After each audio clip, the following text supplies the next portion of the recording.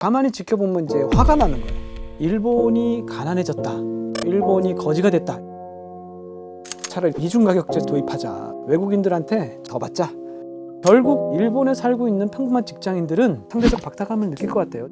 제 생각에는 실업률이 올라가고 일본 기업이 도산할 위험이 있습니다.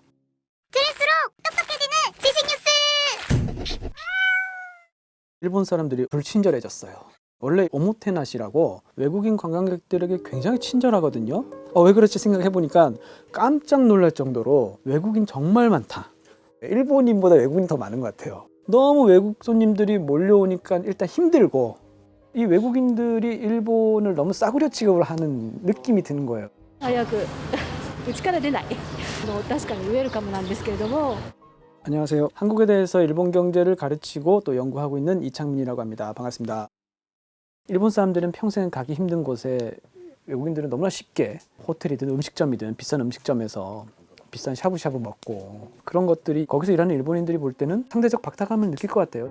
이제 화가 나는 거예요. 일본이 너무 싸졌다고. 그러니까 외국인들한테 1,000엔씩 더 받자.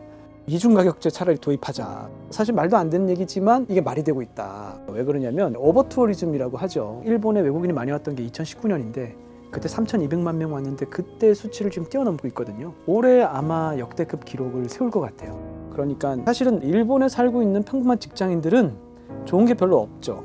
음식값 오르죠. 뭐 이것저것 물가 다 오르는데 내 월급은 생각보다 오른 것 같지는 않고, 왜냐하면 일본이 지금 물가가 오르는 것에 비해서 임금 오르는 속도가 늦어서 실질 임금은 지금 하락했거든요. 그러니까 아직까지 경기가 좋아졌다라는 걸 체감하는 일본인은 없습니다. 제가 뉴스를 쭉 체크해 온 역사상 이렇게 될 수도 있나? 라고 싶어서 깜짝 놀랐는데 4월 29일 날 달러당 160엔을 일시적으로 돌파를 했어요. 이게 어느 정도 수준이냐면 1990년 4월 1일에 34년 만에 엔화 가치가 이제 떨어진 거죠. 엔화 가치가 이렇게 떨어졌다라는 거에 의미가 뭔가요? 예전에는 70엔을 주고 1달러 물건을 살 수 있었다면 지금은 160엔을 주고 1달러의 물건을 사야 되니까 수입 물가가 올라가고 물가 상승되고 서민들의 이제 구매력이 축소돼서 일본이 가난해졌다. 일본이 거지가 됐다, 이런 얘기를 일본 국내에서는 하거든요. 근데 이제 달러에 대해서 엔화 가치가 약세가 된 거는 물론이고, 그 외에 이제 주요국 통화, 유로에 대해서도 뭐 파운드에 대해서도 원에 대해서도 전부 이제 엔이 가장 최약체 통화가 됐는데, 이렇게 이제 엔화 가치가 역대급으로 떨어진 배경에는 크게 이제 두 가지로 나눠서 좀 생각을 해야 됩니다. 먼저 이제 단기적이고 좀 표면적인 이유, 미국과 일본의 금리차 때문에 그런 거죠. 지금 미국은 역대급으로 금리가 높고 5.25%에서 5.5% 정책금리가 그렇고요. 일본은 이제 0에서 0.1%니까 그 금리차 때문에 일본의 엔이 이제 싸진 건데, 엔의 가치가 회복되려면 미국이 금리를 좀 낮추든지 일본이 금리를 좀 올리든지 이런 움직임이 있어야 되는데, 미국부터 보면 FOMC라고 해서 이제 금리 정책 결정 회의를 하죠. 그게 지난 5월 2일에 발표를 했는데요. 크게 이제 세 가지 이야기를 했습니다. 하나는 지금 금리 수준, 그러니까 5.25%에서 5.5%를 동결하겠다. 두 번째는 그런데 앞으로는 어떻게 해야 될지 모르겠다. 세 번째는 이게 이제 핵심인데, 적어도 여기서 더 올리진 않겠다. The next policy rate move will be a hike. I'd say it's unlikely. Our policy focus is really what I just mentioned, which is how long to keep policy restrictive. 그러니까 종합하면 앞으로 금리를 내리긴 내릴 건데 언제 내릴지, 몇 차례 내릴지는 우리도 모르겠다, 이거거든요. 미국이 지금 금리 수준 5.5%를 유지한다는 얘기는 물가가 잘 안 잡히고 있어요. 미국이 목표로 하는 물가 상승률이 2%대입니다. 3월 기준 전년 동기 대비 3.5% 물가가 올랐거든요. 그런데 그럼에도 불구하고 고용은 또 굉장히 좋고 소비도 좋고 미국은 경기가 좋거든요. 그러니까 브레이크가 잘 듣지 않고 있어요.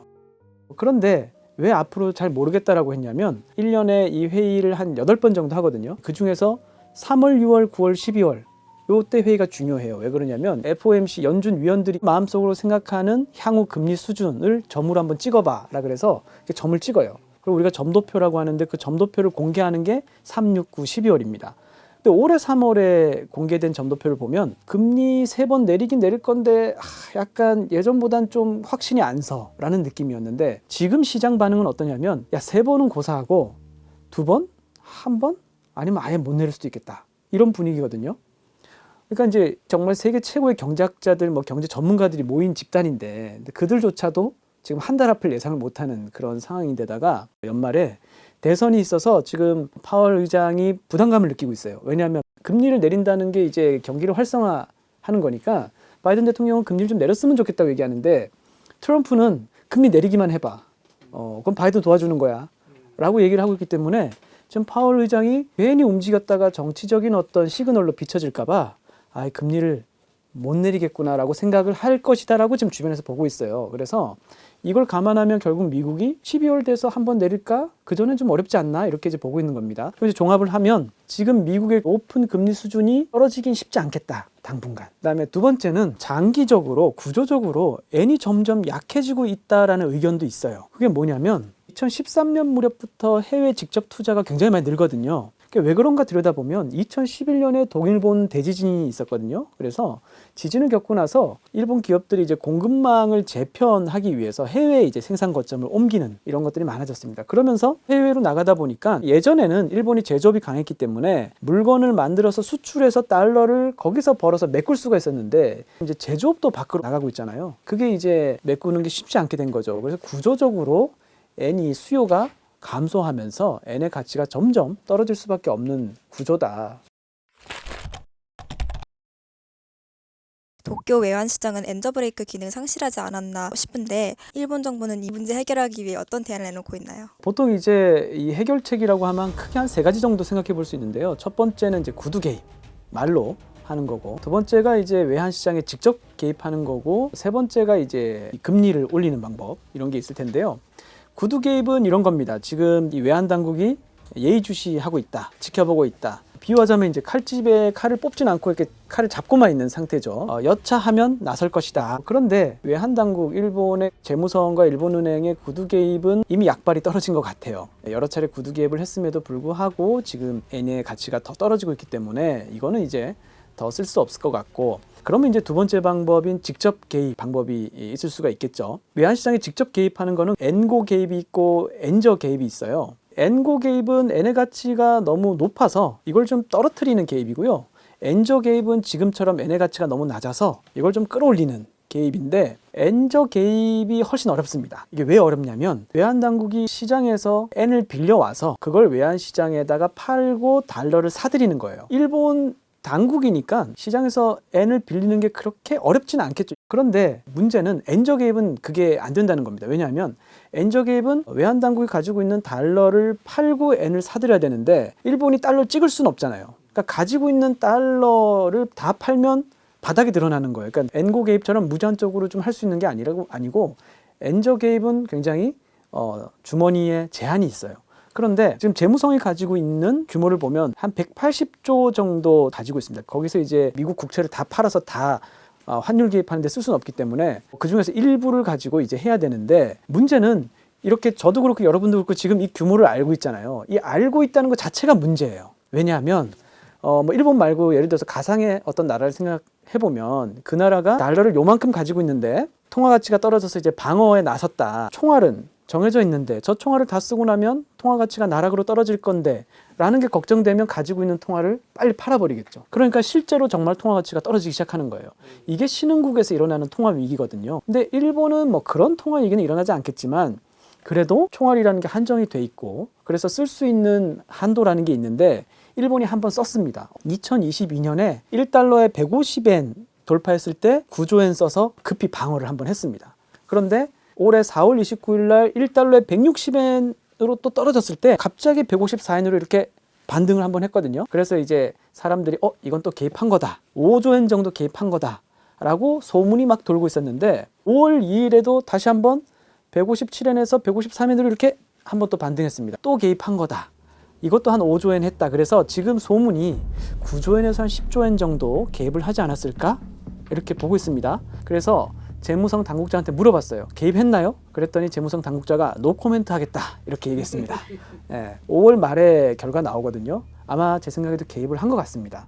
근데 문제는 뭐냐면 개입을 해서 엔의 가치를 좀 끌어올리면 괜찮은데 2022년에 개입했을 때도 1년 만에 다시 제자리 걸음해서 돌아왔거든요. 이번에는 더 빨리 개입한 그 순간에는 조금 올라갔는데 또 천천히 또 떨어지고 있어요. 결국에 이게 언발의 오줌 누기입니다. 근본적인 해결책이 안 돼서 시간 벌기밖에 안 되기 때문에 시장에 직접 개입을 해서 엔 가치를 끌어올리는 건 사실 불가능하고 결국 이제 세 번째 하나밖에 안 남았는데 기자가 질문을 했어요. 지금 엔의 가치가 역대급으로 낮은데 금리 좀 올려야 되지 않을까요? 이렇게 얘기를 하니까 우에다 총재가 뭐라 그랬냐면 엔의 가치를 회복시키기 위해서 엔의 가치를 조정하기 위해서 금리를 올리는 일은 없을 것이다 라는 취지로 얘기를 했습니다. 基調的な物価上昇率が上昇していくとすれば、金融緩和度合いを調整していくことになりますが、当面、緩和的な金融環境が継続すると考えています。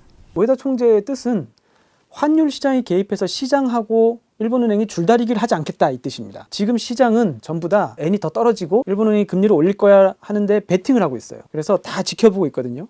많은 그 투기 자본을 포함해서 많은 사람들이 베팅을 하고 있는데 그 사람들이 생각하는 그대로 움직이면 이런 움직임이 더 가속화될 수가 있습니다. 그래서 여기에 쫓아가다 보면 나중에 결과적으로 어떤 일이 벌어지냐면 엔의 가치는 끌어올리지 못하는 채로 금리만 엄청나게 올라갈 수 있어요. 일본이 17년 만에 기준금리를 올려서 마이너스 금리를 해제했다라고 하는데 앞으로 일본 은행은 어떤 행보를 보일까요?